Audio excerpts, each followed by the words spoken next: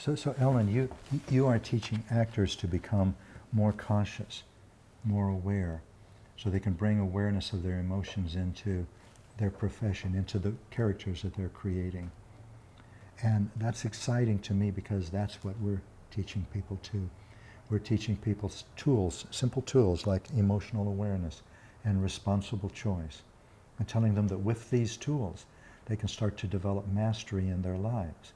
They don't have to be controlled by a part of their personality and think that it's coming from the ground of their being and can't be changed. They can recognize it's coming from a part of their personality and they don't have to act on it. There's other parts. Well, in acting, the big problem is the moment you go on stage and you're being observed, you go into a kind of panic. I always tell them about this experience I had when I was doing Same Time Next Year on Broadway. Charles Grodin and I, and we were standing facing each other, saying our lines, and I became aware of a murmur going in the audience. I knew something was going on. The night before, we had heard that, and it turned out there was a fire in the ladies' room, so I thought, oh God, don't tell me there's another fire.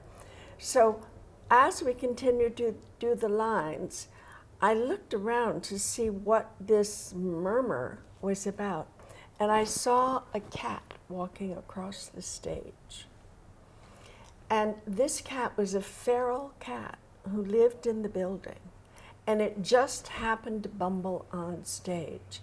And it was walking, it got about center stage, and it suddenly became aware that all that darkness out there was alive.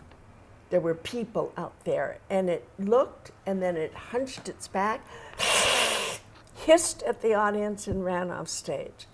And I always say to the actors, that's a normal reaction for an animal to be in front of 1,000 pair of eyes. It's frightening. And so what you have to do is know that you have that animal inside of you and that you have to quiet that kitty when you go out on stage.